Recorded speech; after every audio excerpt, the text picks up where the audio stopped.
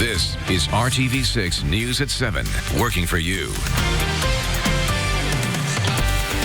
And good evening at 7 o'clock. I'm Mark Mullins here working for you from home as RTV6 socially distances but keeps on the job. And I'm Amanda Starantino and Kevin Gregory. We're both here in the studio. Kevin's got a great forecast for you. But first, the city of Indianapolis has extended its stay-at-home order to May 1st. We want to start with latest numbers on COVID-19 cases, deaths, and recoveries. The virus has now taken the lives of at least 65 Hoosiers. That's up 16 deaths from yesterday, the most new deaths reported in a single day. The state of Indiana is reporting nearly 2,600 cases total. RTV6 has broken down the cases by county on the IndyChannel.com. Globally reported numbers next. There have been over 920,000 cases reported total, about 205,000 of those in the U.S. The U.S. has the highest count of cases in the world.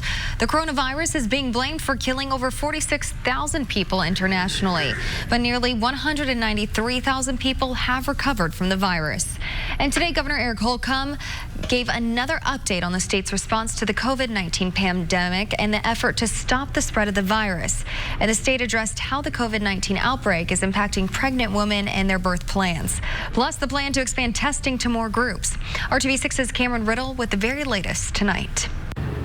Well, good evening. Governor Eric Holcomb, Indianapolis Mayor Joe Hogsett, and a number of state officials are doing everything they can and throwing everything they can at coronavirus in hopes of slowing down the tidal wave of coronavirus cases that are indeed headed toward Indiana hospitals. Today's tactic comes in the form of a statewide campaign called In This Together. The goal is to help Hoosiers understand the importance of social distancing and staying home.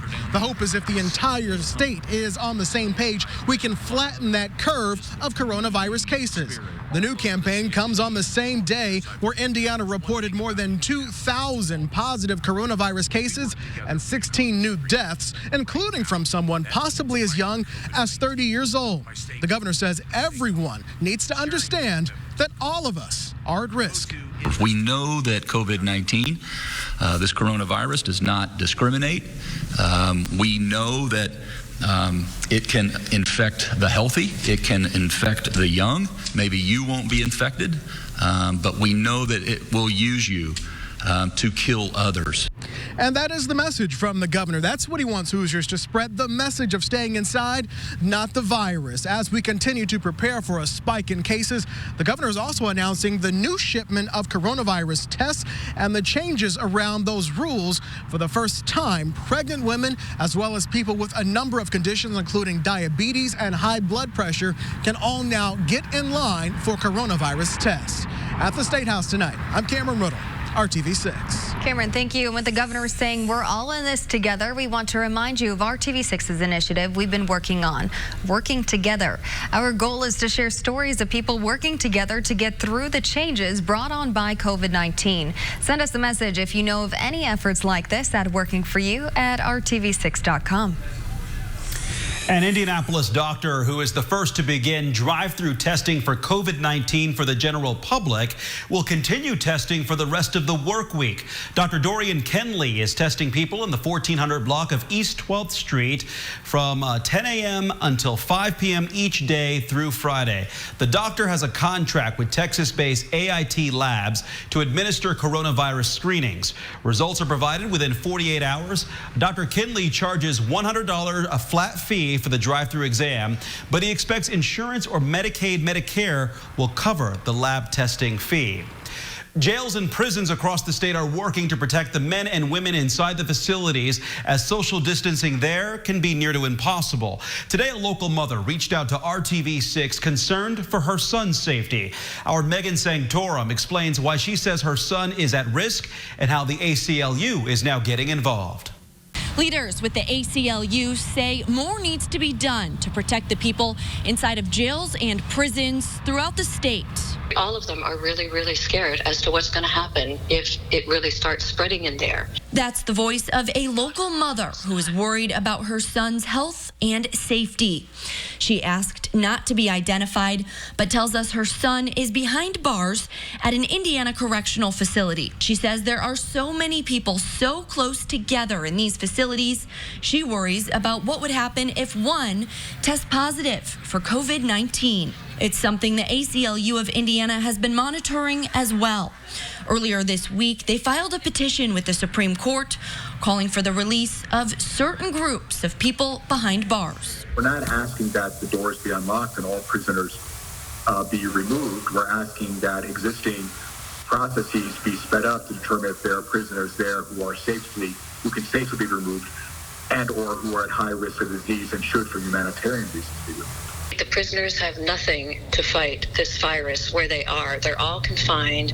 They all have to go eat together. They all have to do everything together, sleep together, everything. We reached out to the Department of Corrections to see what specifically is being done to protect those inside the facilities. We'll let you know when we hear back. Working for you, Megan Sanctorum, RTV6. Today, the city of Indianapolis releasing a message to everyone about how we can flatten the curve and slow the spread of coronavirus. In all the years I've lived here, there's one thing about Indianapolis that's always stood out. When we work together, we accomplish great things. Right now, that means fighting COVID-19 by staying home, staying healthy, and sharing your commitment to the cause. Indianapolis and the state of Indiana have started the In This Together social distancing campaign. Health officials say when done correctly, social distancing will reduce the number of hospitalizations and deaths associated with COVID-19. Social distancing includes staying home when you can. Right now, we have everything you need to know about coronavirus on our website, theindychannel.com. That includes our article helping you separate fact from fiction as COVID-19 continues to spread. And many parents are just now settling into the idea of e-learning. The transition can be overwhelming. Troy Washington is working for you to explain the resources available to parents to help parents thrive through COVID-19. You know, a lot of parents obviously have kind of been thrust into this e-learning, at-home instruction. Teaching is looking a little bit different these days. A lot of families come to us with their e-learning struggles, not understanding what their children might be learning in school. Sylvan Learning is trying to help those families adjusting to the new normal for right now as school doors stay shut due to trying to slow down the spread of COVID-19. You know, this is hopefully going to end in a month, please. And, you know, at that point, we're going to be back to then the summer vacation and schedule. So it's important to keep on track. This parent is relying on Sylvan for extra help for her daughter while her family shelters in place. My husband and I are both lawyers, and although law is an essential service, we've been asked to work at home. I'm going stir crazy. In the midst of following state orders, she wants to make sure her scholar doesn't miss a beat. It's a challenging time for everyone. It's nothing any of us have seen before. That's why Sylvan is adjusting to the times. The Learning Center is using its virtual resources to keep students on task and learning even though they're outside of the classroom. We've shifted all of our sessions to a live online format. They tell RTV6 instructors are familiar with what students should be learning right now, and there's nothing wrong with admitting some coursework is tough for parents to grasp. I have 5 kids all of a sudden at home that have to e-learn between grades 3 through 7th, and one of them is in an upper level math, and there's no shame in not understanding what she's doing. Working for you, Troy Washington, RTV6. Sylvan Learning Center is also offering a discount right now to parents because of the pandemic. We've got a list of more learning resources when you read this story on the IndyChannel.com. Kevin. Welcome to the month of April. The big picture for the month suggests above average temperatures by the end of the month. Our average high is 68. We have temperatures in the 7-day forecast that will be warmer than that, and a slight tendency toward above average rainfall as well. We're familiar with that, aren't we? Temperatures right around 50 degrees anywhere in the metro area now. Statewide, 39 Gary, 55 as you can see in Evansville, Terre Haute at 56. The gray of the cloud cover still dominating, but I do think we begin to see these clouds erode tonight, and we'll end up with more sunshine in the morning. May have some patchy fog as well. A cool start. We'll talk about how we finish your Thursday coming up. RTV6 is working on an initiative called We're Open Indy, showing you the places still doing business in central Indiana through the COVID-19 outbreak. Today, we're visiting the Orchard County Country Store in Mooresville that's transformed into a no-touch drive-thru. Tractor and animal feed supply stores remain essential businesses, and this family-owned store not only supplies Morgan County residents with feed for their animals, but also Indiana zoos and labs. RTV6's Shakira Harris has been profiling businesses still open to serve you, from stores to restaurants. You can find everything We're Open Indy right now at the IndyChannel.com and the RTV6 app. Nothing really feels normal right now, but there are some things you should keep screening when it comes to kids. Coming up, how experts say you can best balance screen time while you stay at home. Plus, just because we have to be physically distant does not mean we can't be close in spirit. A little bit later in our broadcast, how people are maintaining the connection of faith through an old-fashioned process. This is the news at 7 on RTV6. E-home experts at theindychannel.com. Welcome back right now on RTV6. While we are all practicing social distancing and staying at home, it can be easy to slip into habits. Yeah, health officials with Riley Hospital for Children are reminding parents to not let the electronics take over. Our Kelsey Anderson now with advice from a pediatrician. It can be easy right now to hand the kids the iPad or the gaming system, anything that will keep them entertained right now while we're practicing social distancing. But experts are reminding all of us to keep our screen time limited. I spoke to Dr. Rebecca Dixon with Riley Children's Hospital, and she says as a mother of 4, she understands it can be hard to work and keep kids entertained and out of trouble all day long. But she wants to remind parents it's important that their kids get away from the screen and get some physical and social activity. I think you can keep the regulations relatively the same if you can. So an hour of screen time for leisure a day is really the recommendation, although I have to say, give yourself some grace and some wiggle room. If it needs to be more than that, it does. It won't break the bank. She tells me in her home, they are not considering e-learning as leisure screen time. So she's still giving her kids that hour of free screen time after their schoolwork is done. Dr. Dixon says the Indiana chapter of the American Academy of Pediatrics is a good resource for parents looking for new ways to entertain their kids at home while we're all social distancing. We've got that linked for you over on the RTV6 News app. Working for you, Kelsey Anderson, RTV6. 19 drive-ins are making a comeback, and not just for movies. Coming up, the new trend in religion, drawing on retro roots. Stream it live on CourtTV.com. This is RTV6 News at 7, working for you.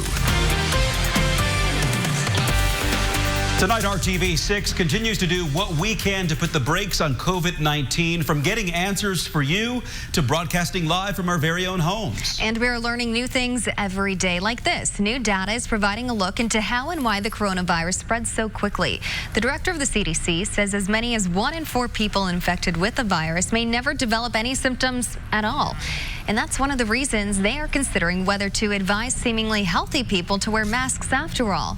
They might be sick and not know it. The World Health Organization now says between 20 and 40% of virus transmissions in China happened before the sick person had any symptoms.